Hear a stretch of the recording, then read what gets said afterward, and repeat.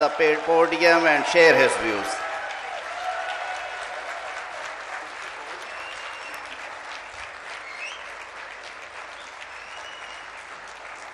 Honorable Chief Justice of Pakistan, Honorable Senior Puny Judge of Pakistan, Honorable Chief Justice of Lahore High Court, Honorable Chief Justice of the Islamabad High Court, Honorable Judges of the Supreme Court, Honorable Judges of the High Courts, Excellencies, ladies and gentlemen, Assalamu alaikum. We start with Bismillahir Rahmanir Rahim. In the name of Allah, the most beneficent, the most merciful.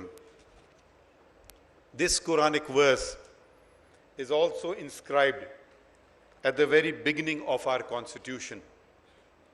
And every judge, constitutional office holder, and all members of the armed forces recite it before they proceed to take the oath to uphold the Constitution. Every citizen of Pakistan and every person in Pakistan is required to abide by the Constitution. It's a very long topic, and I'm impressed with your resilience that after 3 hours you're still here. So I'm confident for the future of democracy. If brave people like you show such resilience in hearing old men like me. Thank you. The Constitution guarantees about 24 human rights. I should just mention, I had written a 16-page paper. I won't inflict it on you, but there are copies available for those who want to read it. It's referenced. And why did I write it? I wrote it for the fear of that lady. For the fear of that lady. आके तकरीर कर गए कुछ पढ़ लेते जज साहब तो okay, so I don't know if she'll acquit me or not. I'll do my best. I won't go through the entire fundamental rights. The topic is interesting, human rights and strengthening democracy, and each one of the fundamental rights one can spend a day on talking about it. Now, I shall briefly mention a few fundamental rights which are perceived to be the most under attack in Pakistan. Freedom of the press and the related right to information, and the rights of women, including the right of girls to be educated. Her Excellency Kaminara wanted to see a lady judge in the Supreme Court. What she failed to mention is that a lady judge was appointed for the first time in Balochistan, who rose to the rank of Chief Justice of Balochistan. Asma Jahangir became the President of Pakistan, President of the Supreme Court Bar Association of Pakistan. There was some conference which she had arranged, and there was a large Indian contingent. I said, your nation has still not had a lady as the President of your Bar Association. Yes.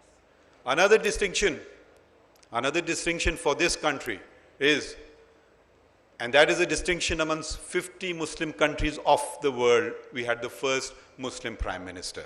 Yes.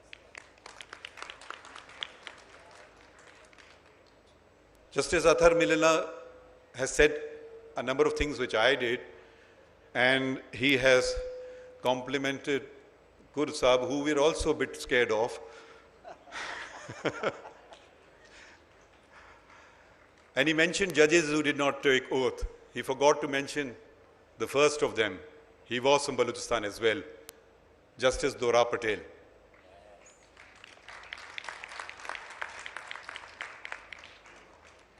It is a dismal situation. Unless you don't own up to the truth, there is no chance for redemption. The World Press Freedom Index evaluates 180 countries and ranks them according to the prevalence of press freedom. In 2017 and 2018, Pakistan stood at the very low 139th position of the Freedom Index. We've slipped down to the 145th position. This is unforgivable. Why do I say that? We were amongst the first countries of the world who signed up to the Universal Declaration of Human Rights. The first 48 signatories, Pakistan was there. Liaquat Ali Khan signed it. And what did this Universal Declaration of Human Rights say in its Article 19? Everyone has the right to freedom of opinion and expression. This right includes freedom to hold opinions without interference and to seek, receive, and impart information and ideas through any media and regardless of frontiers. That was not all. This was an international document. Pakistan enacted what we refer to as the Objectives Resolution. And this too was done by the first Prime Minister of Pakistan in the year 1949 by the Constituent Assembly. And it has formed part of every Constitution of Pakistan till today, and today too it is part of the preamble of the Constitution, but its status has now been raised as it has now become a substantive part of the Constitution since the year 1985. And from this I will read, freedom of thought and expression must be ensured. And another portion of this Objectives Resolution which we sometimes forget to mention is the role of the founder of this great nation, Quaid-e-Azam Muhammad Ali Jinnah. And this objective resolution binds us all to be faithful to the declaration made by the founder of Pakistan, Quaid-e-Azam Muhammad Ali Jinnah, that Pakistan would be a democratic state based on Islamic principles of social justice. Democracy, you don't beg for democracy, it is your right to demand democracy.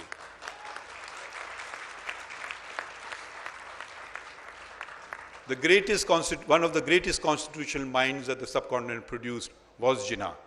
And as far back as the press, he was commenting about the Press Act of 1910. 1910, 111 years ago. And he called it a striking blow at the liberty of the press which we all prize. And I again quote the great leader, gagging the legitimate constitutional expression of the public opinion and criticism of the government by banning meetings and processions and other executive methods by which the police and the administration are used not only to gag the free expression of opinion and criticism, which are the elementary rights of the citizen, but have destroyed all semblance of civil liberties and have by various methods chloroformed the press. I will not pass judgment on today's press. You are better. An international organization will better do that. He stood before in the Imperial Legislative Council, of which he was a member, and spoke truth to a foreign occupying power. Do these words resonate today? That is your call. Are you going to keep millions and millions of people trodden under your feet for fear that they may demand more rights? Are you going to keep them? Are you going to keep them in ignorance and darkness forever and for all ages to come, because they may stand up against you and say that we have certain rights and you must give them to us? Is that the feeling of humanity? Is that the spirit of humanity? It is the elementary right of every man to say, if he is wrong, that he is wronged, and that he should be righted. That's our founder's words. And were these new novel words, or was he following an earlier and a much, much greater tradition? The teachings of Prophet Muhammad, peace and blessings be upon him. And what did he say? This is a well-established hadith, and I have referenced all points in my paper. There are 85 references. The best jihad is to speak truth to a tyrannical ruler. The best jihad, Jihad-e-Akbar. This is the greater one. Jihad-e-Asghar is the lesser one, which you take up arms for the sake of the Almighty, not for any other purpose. And this, the Prophet derives from the Holy Quran, which says, speak the truth. And there's not just one, there are a number of verses of the Holy Quran which says so, and these have been listed as well. There's a very famous incident. A man came to the Prophet and said, Ya Rasulullah sallallahu alaihi wasallam, I have many sins.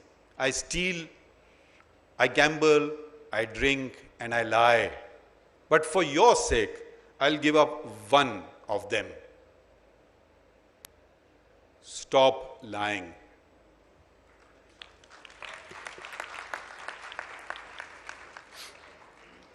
The fundamental right to information, also has its moorings in Islam. The Holy Quran in a number of verses prohibits the concealment of public matters which the people have the right to know and consider such concealment to be satanic. There are many stories which you know better than me where prophets, where Khulafai Rashidin were asked, how did you get this extra cloak or shirt? And they did not get angry, they answered. There are two important decisions of the courts of Pakistan regarding Pakistan Broadcasting Corporation and Pakistan Television Corporation. I will not go into the details of it. I'll just quote one portion from it. If the Prime Minister spoke as a party leader on Pakistan TV or BBC, then the opposition was entitled to equal coverage. And if this was not done, it would be clearly discriminatory and thus not permissible. This judgment stands till today. A free and robust press is the backbone of democracy, serving both as a conscience and as a mirror. History tells us that totalitarian regimes suppress the press and impose censorship. Now, the other fundamental rights, rights of women. We are doing poorly. I think Excellency Turner mentioned the Global Gender Gap Index, where we are at number 153 out of 156. Why has that happened? Women's participation and empowerment, the founder guaranteed in a select central working committee of the All India Muslim League, encompassing nearly the all of subcontinent. There was always a lady member, Begum Muhammad Ali. Fatima Jinnah was an educated woman, accompanied her brother everywhere where he went, and she stood in elections against the dictator of the day. The non-discriminatory equality principle is embedded in Islam. And I quote the Quran, "The most honored of you in the sight of Allah is the one who is the most righteous." One can be either a man or a woman. There is no distinction. There is no superiority. And another thought which we don't realize how the importance, the significance of women. The part thread by a woman has been incorporated as an obligatory ritual in Islam. As far as I'm aware, with my limited knowledge of other faiths, this is probably the only ritual in established religion which has been established by a woman. And that was the running of Bibi Hajra, may Allah be pleased with her, between the hills of Safa and Marwa, looking for water for her son, Hazrat Ismail alayhi salam. So this is the status, and where have we come to? Where indeed we have come to. These are not isolated examples. The list goes on and on. Prophets, Hazrat Khadija bint Khalid was a businesswoman, widowed, 40 years old, proposed to the Prophet. A young man of 25, 15 years age difference. Can we envisage this happening in today's society? She is referred to as Ummul Mumineen, mother of all Muslims. Does anyone emulate her example? Does anyone emulate the example of the Prophet in this regard? Or always the second wife is a younger woman? Then we have, and did not marry during her lifetime again, and Then we have the great example of Hazrat Abu Bakr's daughter, Aisha, may Allah be pleased with both of them, that we narrate hadiths, and she is the source of about 3,000 of them. Not only that, she participated in battle, she taught in the mosque. And these are well-established facts. It's not just a case that the Prophet's family were so privileged. The Hazrat Umar Farooq, may Allah be pleased with him, appointed Shifa bint Abdullah, a woman who was experienced in business matters, as market inspector in Medina. Now, imagine, go back in time. Then, that society. In our constitution, the state is required to provide free and compulsory education to all children of all ages from age 5 to age 16. But what is happening?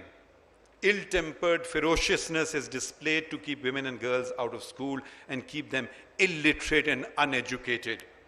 The ignorant who target girls going to school and attack school audaciously justify their violent acts as being Islamic. The Holy Quran itself exposes their monstrous lies.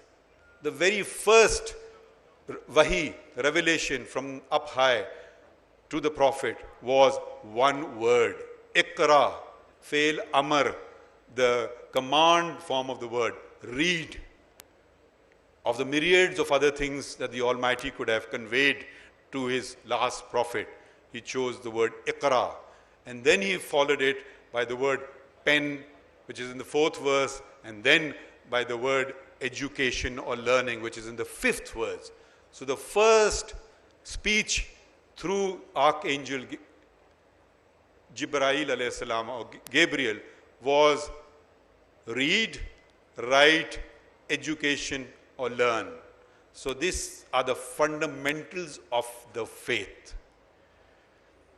Now I move to the second part of the, I think that I won't do justice to the thing, and that is how have we judiciary strengthened democracy?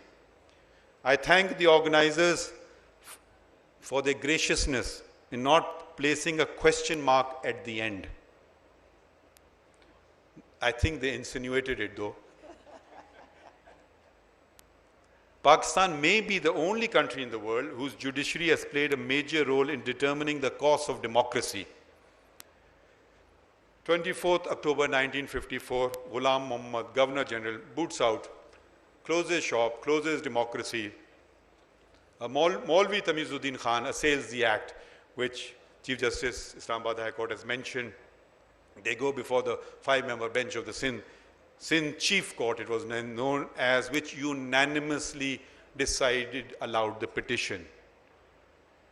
And I just quote one line from it. The Constituent Assembly purported dissolution is a nullity in law, and that both it and the office of its president are still existent. I fail to see how the action of the respondents can possibly be defended on any ground whatsoever. How wrong could 5 judges be? And they were led by Justice Constantine. Because the federal court where the appeal was filed was presided over by Muhammad Munir. And they had other views. And this, if I was to not quote it, you won't believe it, but this is a reported judgment. It is in the textbooks. About the Constituent Assembly, he said, it lived in a fool's paradise if it was ever seized with the notion that it was a sovereign body in the state. Then who is? One doesn't know. I'm quite clear in my mind that we are not concerned with the consequences, however beneficial or disastrous they may be, and brazenly disregarded the consequences. Now what hubris, what utter self-assured hubris. Then elections held, 1956, Constitution comes on 23rd of March 1956. Major General Iskandar Mirza throws out the assembly, throws out the elected people, throws out the elected governments. And then, sadly, the Supreme Court hearing two criminal appeals, infamously known as the Doso case. Criminal appeals, they go out and justify such unconstitutional act. And how do they do so? The Constitution was vanquished by the Supreme Court relying on the theoretical musings of an Austrian writer.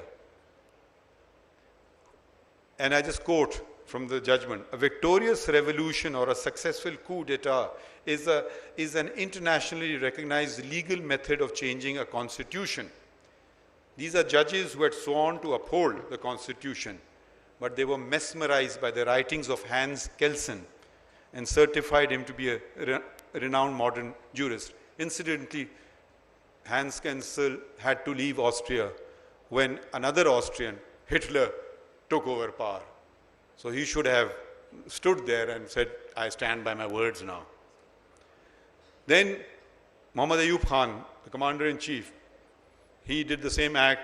He drafted his own constitution in the year 1962. He did not abide by his own constitution, handed it over to another general, General Yahya Khan.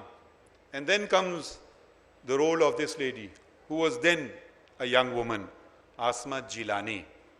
She challenged the detention of her father, Malik Ghulam Jilani, and the validity of the Defense of Pakistan rules under which he was incarcerated.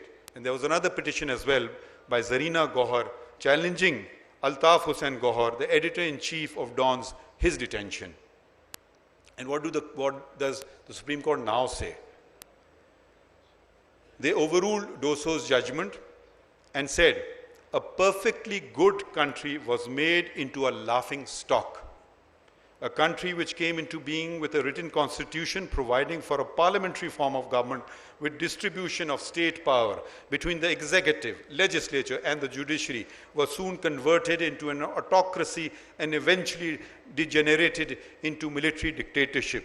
And the people ceased to have any share in the exercise of state powers. These are words of the Supreme Court. Next elections, Zulfikar Ali Bhutto is elected as Prime Minister, and what remains of Pakistan, its western wing, becomes Pakistan, and the constitution, the present constitution, was adopted or came into effect on 14th of August 1973. But soon we are back to square one. 5th of July 1977 comes and General Ziaul Haq, the Chief of our Army Staff, seizes power. Again, the Supreme Court, and this Supreme Court headed by Chief Justice Anwarul Haq, quote, the declared objectives of the martial law are to create conditions suitable for the holding of free and fair elections. What irony. In terms of the 1973 Constitution, yet we know first it was 1 month, then 9 months, and then 11 years till the next elections came on non-party basis. Such a mockery was made of Islam, misuse of the teachings of Islam was because nowhere in the Quran, the Almighty does not even grant such pharaonic powers to His beloved, the prophets. And once we got rid, that this was the direct device.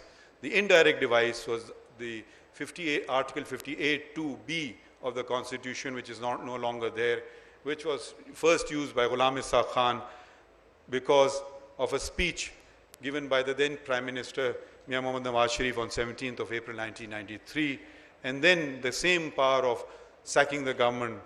But this time they were lucky as the Supreme Court by a majority of 10-1 restored the National Assembly and the Cabinet. The next time it was used on 5th of November 1996 by Farooq Ahmad Khan Laghari in dissolving the first woman Prime Minister and her Cabinet and sent her home. The country was not so lucky. And politician Mahmood Khan Achakzai, he too belongs to Balochistan. And others challenged this. And the then Chief Justice Sajjad Ali Shah said this, I quote him, in fact, Article 58(2)(b) has shut the door on martial law forever. Could anyone have been so wrong? Because on 12th of October 1999, another general struck General Pervez Musharraf and seized power. And this was again validated by the Supreme Court by a voluminous judgment of running into 287 paragraphs by Irshad, the then Chief Justice Irshad Hasan Khan. And here, how did the Supreme Court endorse his dictatorial rule? It said, state necessity, and used a Latin maxim, which no one in Pakistan understood, so it sounds good, Salus Populi Suprema Lex, and had the audacity to say that this doctrine is recognized, quote, and these are quotes, recognized not only in Islam and other religions of the world, but also accepted by eminent international jurists. General Musharraf struck twice, again on 3rd of November 2007. I just should mention the earlier attacks and the later attacks were different. Ziaul Haq and then all later dictators realized that first of all, I will now use Excellency Stirner's love of cricket, that you must not only get an umpire of your choice, you must fix the field, you must permit ball tampering. What am I saying? First, judges take an oath of loyalty to me, the dictator of the day, and then hear the cases. So this is the new set that started by first compelling judges to take oath, and those who did not take went home. Dorab Patel, Justice Dorab Patel, had set a great precedent, which sadly few followed. He manipulated a petition filed by Tikka Muhammad Iqbal, and which got endorsed in virtually 20 days. He incarcerated the then Chief Justice of Pakistan and 13 judges of the Supreme Court. A nationwide protest ensued, a nationwide. That's where your responsibility comes in. Known as the lawyers' movement, but I think it was all of civil society. And we have one articulate member of that society on the bench, as a speaker. It's just a mere coincidence that he's from Balochistan. And judges were finally restored on 23rd of March 2009. Finally, and I hope this is the final nail in the coffin, a 14-member bench of the Supreme Court headed by Iftikhar Muhammad Chaudhary allowed the petition filed by the Sindh High Court Bar Association, uprooted the decision in Tikka Muhammad Khan, and all earlier decisions of the Supreme Court where they had validated unconstitutional dictatorial military rule. It was, Chaudhary Sahab wrote 200 paragraphs. Yes, I will not read them. I will just read additional note, I think, which sums it up beautifully, and that comprises of only 6 paragraphs. I'm only going to read one, and that was by Justice Jawad S. Khwaja. He writes, can constitutional legitimacy flow from the force of arms, or, as is more graphically put at times, from the barrel of a gun? And if reliance on coercive forces gaining power is legitimized or condoned, there can be no rational basis for decrying the assault on the writ of the state by any band of marauders, robbers, adventurers, and zealots of varying extremes in the political spectrum, who undoubtedly will be encouraged in adopting similar use of arms and violence to force their ideological creeds on the people of Pakistan.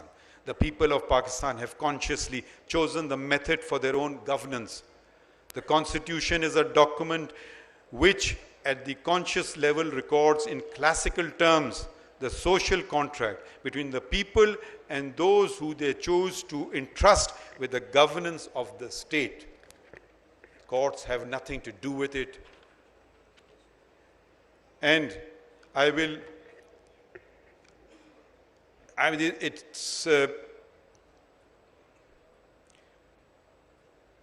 should just mention the World Justice Rule of Law Index, which has been referred to Kursab, here I disagree with you. We are not at 126 number, we are 130 number as per the report out of 139 countries, which is not good. Which is not a matter to clap. Which is not a matter to clap. It's a matter of reflection. Now, all this is very well. All this is very well. What do we do? What do we collectively do? What do we individually do? And I will again go back to the Constitution. The Constitution commences by stating that sovereignty over the entire universe belongs to Almighty Allah alone, and that authority to be exercised is by the people of Pakistan through their chosen representatives. The second recital refers to the will of the people of Pakistan, and it specifically denigrates oppression and tyranny. So we come to now reflect, or we should, as a nation, not just the judiciary, not just the lawyers, not just civil society, but every citizen of Pakistan should reflect. There must be, there are other countries of the world, there is truth commissions, but we have an older device, much older, a device which is found in the Holy Quran. And this is the concept of muhasaba. I'll come to that in a minute. We need to reflect, admit and accept our mistakes, set aside our arrogance and delusions, seek forgiveness and promise never to violate the Constitution again. Only then there is the possibility of being forgiven by the people. We are there because of the people. The people are not there because of us. Islam requires us to do something very similar in the concept of muhasaba. Muhasaba means introspections, self-scrutiny, self-evaluation, and self-examination, and leads to seek forgiveness, tawbah, which attracts divine mercy. Almighty Allah has prescribed mercy on Himself. This is the Quran, Holy Quran says. Among the 99 names or attributes of God is At-Tawwab, the acceptor of repentance. A person who repents, does tawbah, and resolves not to repeat the same mistake again, frees himself from the web of delusion. Muhasaba redacts self-esteem, self-importance, pride, and arrogance. If we remain delusional and arrogant, do not reflect, do not admit our mistakes, and do not seek forgiveness for our trespasses, there is no possibility of redemption in this world before the people, and in that world before our Creator. Thank you, ladies and gentlemen.